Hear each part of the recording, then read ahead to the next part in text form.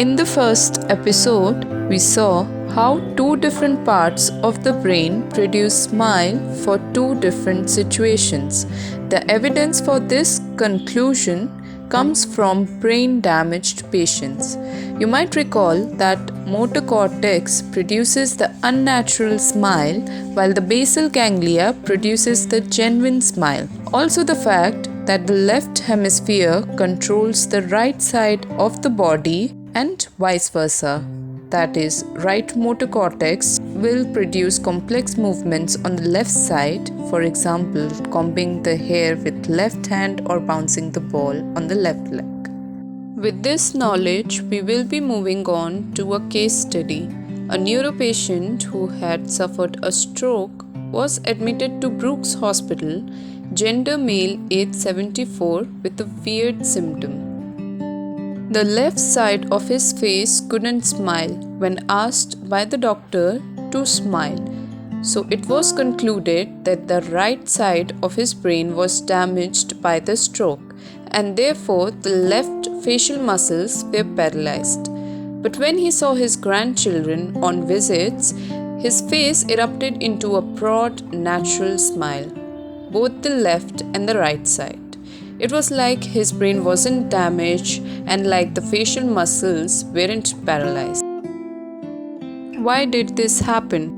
Two things the doctor was sure about were he had suffered a stroke and that he wasn't acting out symptoms to entertain himself. The doctor would learn later through radiology reports that the right motor cortex was damaged, but his basal ganglia was not damaged by the stroke. So the real smile circuit survived and could produce a genuine smile when the person was actually happy, like when he saw his grandchildren, while the right motor center was damaged, so the fake smile couldn't be produced on the left side when the doctor asked him to smile.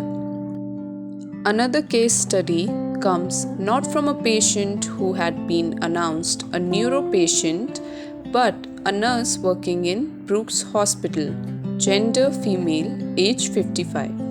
When she shocked her colleagues as they celebrated her surprise birthday party in the hospital. Only the left side of her face was smiling, looking at the surprising cake. It gave off signals that she didn't like the celebration, like she was forcing a smile. The doctor noticed this and asked her to meet him after her shift was over. When she went to his cabin, he first wished her the best in life and asked her to smile. She produced a broad smile that included both the sides, left and right, of her lips. The doctor asked if she disliked her birthday celebrations, to which she replied she actually enjoyed it. The doctor took into consideration everything he noticed about her and came to a conclusion. She had suffered a very, very small stroke that nobody noticed, not even her, that damaged her basal ganglia on one side, while the rest of the brain was fully functional. This is a very rare case, but a possible one. So, her real smile circuit was damaged and she couldn't give a genuine smile even if she was happy, but she could give a fake smile whenever asked. This series is inspired from the book Phantoms in the Brain by V.S. Ramachandran. In the next episode, we will be looking at the curious case of an old blind lady who saw the Eiffel Tower on top of her house, aka Charles Bonnet syndrome.